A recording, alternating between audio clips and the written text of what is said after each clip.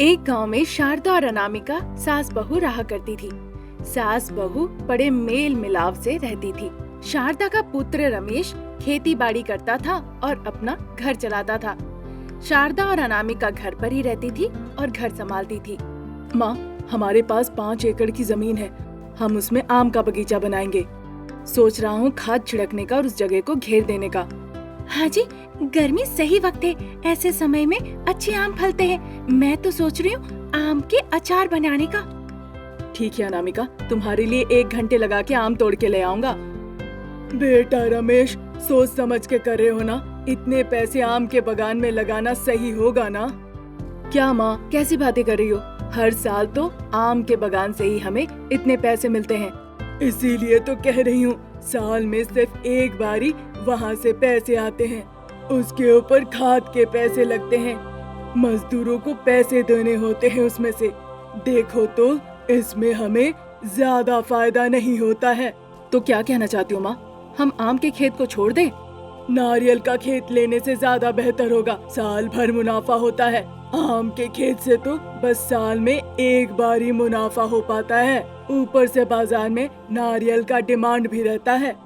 खाने का खाद अगर नारियल पेड़ में डालोगे तो और ज्यादा नारियल उगेंगे।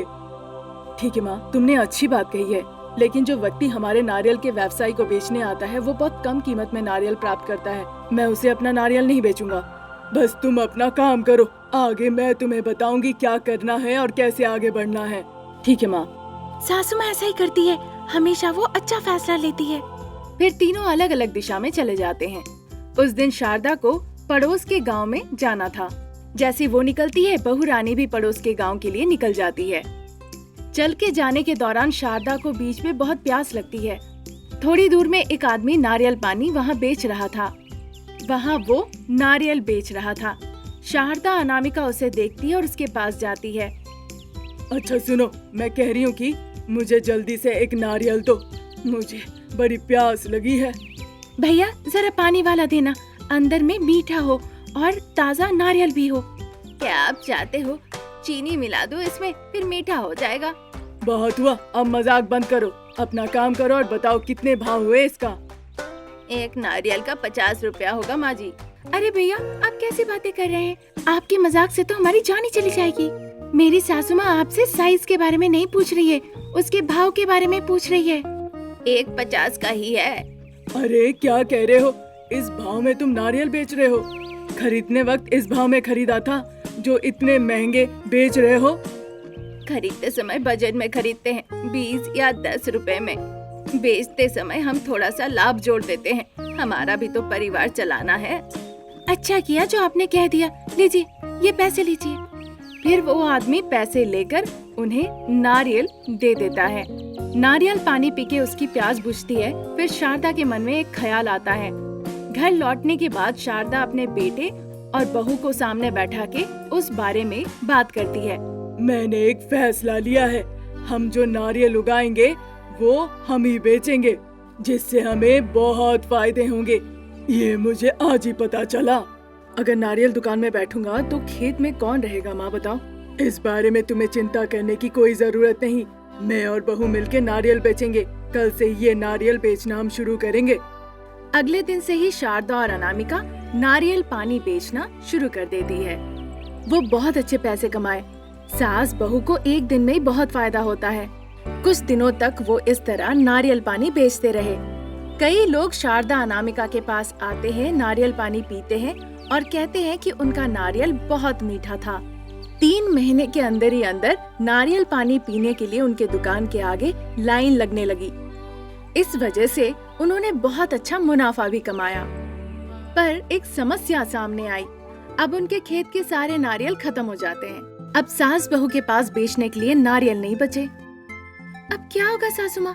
अब तो हमारा व्यापार नीचे चला जाएगा। फिर से हमारे खेत में उपज होने के लिए, उसे बड़ा होने के लिए कम से कम 1 महीना लगेगा। तब तक अगर हम इंतजार करें तो हमारे सारे ग्राहक चले जाएंगे, हमारा तो व्यापार बंद पड़ जाएगा। उसके लिए मेरे पास एक तरकीब भी है, कल से हम वही करेंगे। शारदा ने अपनी बहू के कान में कुछ फुसफुसा के कहा, जिसे सुन के अनामिका खुश हो जाती है। तब शारदा और अनामिका लालची मन से सोचने लगे। वो नारियल में छेद करने का सोचते हैं। उस समय नारियल से नारियल पानी उनके सामने रखे हुए बेसिन में गिरता है। পরবর্তীকালে তারা সেই জলটাকে নিয়ে ব্যবহার করা নারকেলের মধ্যে আবার ভরে দেয়। फिर वो इस तरह का काम करना शुरू कर देते हैं सबके साथ। कभी कभी तो नारियल पानी के नाम पे वो चीनी पानी मिला के देने लगते हैं। ये सब होने के बावजूद भी बहुत लोग आते थे वहाँ। तभी एक दिन एक पुलिस ऑफिसर वहाँ आते हैं। उन्हें पता चल जाता है सास बहू के करतूतों के बारे में। तुम्हारा गंदा व्यापार हमें पता है। तुम लोगों की वजह से बहुत मासूम इंसान बीमार पड़ रहे हैं आजकल। तुम लोगों की लालच की वजह से कई लोगों के जान के साथ तुमने खेला। ये बात पता है तुम्हें? कई लोग तपती गर्मी से राहत पाने के लिए यहाँ आके नारियल पानी पीते थे, पर तुम लोगों ने लालच की वजह से नारियल का दाम भी बढ़ा दिए। वो लोग अपनी सेहत के बारे में सोच रहे थे और तुम लोग अपने फायदे के बारे में सोच के उनकी सेहत के साथ खिलवाड़ कर रहे थे। तुम लोगों को अब तो मैं छोड़ूंगा नहीं। तुम दोनों पुलिस स्टेशन चलो। तुम लोगों को अब सबक सिखाना ही पड़ेगा।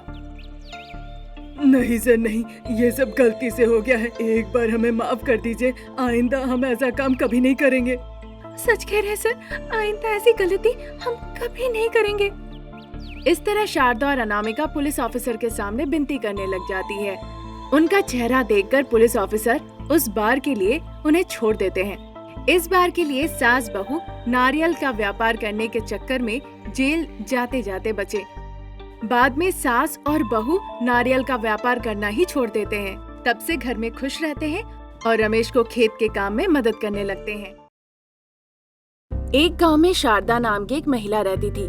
शारदा का बेटा था रमेश। शारदा और रमेश दोनों मिलकर डकैती करते थे और ऐसे पैसे कमाते थे। शारदा डकैती कैसे करते हैं ऐसा अपने बेटे को सिखाया करती थी। इस तरह डकैती और धोखाधड़ी से जो पैसे कमाते थे उससे रमेश और शारदा आराम की जिंदगी बिताते थे। समाज में उन्हें अमीर परिवार का दर्जा मिला हुआ था और लोग उन्हें सम्मान करते थे। एक दिन रमेश अपनी माँ शारदा से कहता है, माँ ये बताओ, ऐसी छोटी छोटी चोरियां हम कब तक करते रहेंगे? सुखद और अय्याशी वाली जिंदगी बिताने के लिए हमें कुछ योजना बनानी पड़ेगी, जिससे हम इतना पैसा बना ले कि जिंदगी भर हम उस पैसों से खा सके। मैं भी उसी बारे में सोच रही हूँ बेटा। इन चोरियों के बाद मुझे भी ऐसे ही ख्याल आते हैं। अचानक से अमीर बनने का ख्याल नहीं आया मुझे। अच्छा ये बताओ, आज हमारा कहाँ का प्लान है? अरे माँ, आज थिएटर में नई पिक्चर आने वाली है। सोच रहा हूँ आज हम वहीं पे चलेंगे, अच्छा रहेगा ना? आज वहाँ पे नहीं, सिनेमा देखने के बाद दूसरे थिएटर चलेंगे। वहाँ संभावना है कि लोग पुलिस को कंप्लेन कर दे कि उनके पर्स और पैसे चोरी हो गए हैं, इसीलिए इंटरवल के टाइम हमें वहाँ से निकल आना होगा। ठीक है माँ, वैसा ही करेंगे। इस तरह परिकल्पना करने के बाद शारदा और रमेश थिएटर चले जाते हैं चोरी करने के लिए। उस दिन बहुत बड़े स्टार की फिल्म थिएटर में रिलीज हुई थी, इसीलिए कई लड़कियां वहां पिक्चर देखने आई थी। उन्हें देखकर रमेश और शारदा मानो उत्साहित हो जाते हैं।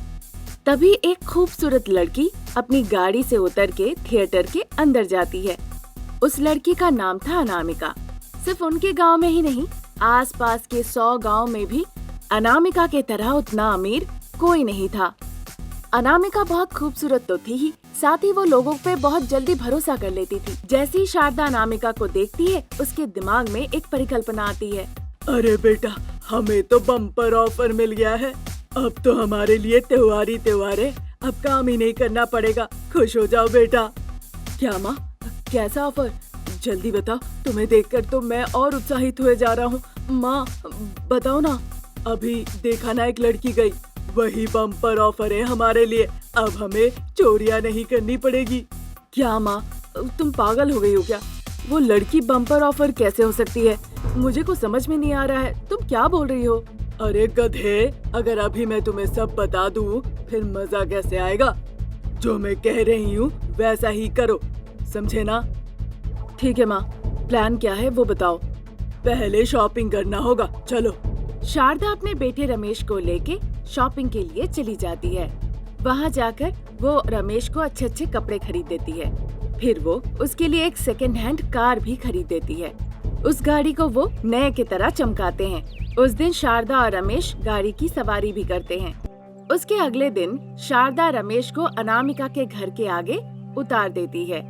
वो उसके हाथों में पेट्रोल का डब्बा धराती है और उसके कानों में कुछ फुसफुसा के कहती है। शारदा की बातें सुन के रमेश बहुत उत्साहित हो जाता है और उसके बाद वो अनामिका के घर के सामने जाता है। बिल्कुल उसी वक्त अनामिका अपने घर से बाहर निकल आती है। जैसे वो अनामिका को देखता है, रमेश अपने ऊपर पेट्रोल छिड़कने लगता है। अनामिका तो आश्चर्य हो जाती है। अरे कौन हो तुम? तुम आत्महत्या क्यों करना चाहते हो? क्या हो गया तुम्हारे साथ? छोड़ दो, मुझे छोड़ दो, मैं मरना चाहता हूँ। लेकिन तुम क्यों मरना चाहते हो? तुम उसकी वजह हो जिसलिए मैं मरना चाहता हूँ, मुझे मरने दो। मेरी वजह से तुम क्यों मरना चाहते हो? मैंने क्या किया है? पहले तो तुम ये आत्महत्या करना बंद करो। अगर तुम चाहती हो कि मैं आत्महत्या ना करूं, फिर तुम्हें एक काम करना होगा। अगर तुम हाँ बोलोगी तो ही मैं रुकूंगा, नहीं तो मैं मर जाऊंगा। हाँ मैं करूंगी, जरूर करूंगी। पहले अपनी तकलीफ तो बताओ मुझे। मेरी माँ बीमार है। मैंने उन्हें अस्पताल ले गया। डॉक्टर ने परीक्षा करके कहा कि मेरी माँ मरने वाली है। उसी दर्द से मैं उन्हें अपने घर वापस ले आया। मेरी माँ ने एक बात कही, बेटा शायद मैं तुम्हारी शादी ना देख पाऊँ, पर मैं उस लड़की को देखना चाहती हूँ जो तुम्हारे दिल में है। उस लड़की को दिखाओ जो तुम्हारे दिल में है और जिससे तुम शादी करना चाहते हो। जो कोई भी हो, मुझे उससे मिलवा दो।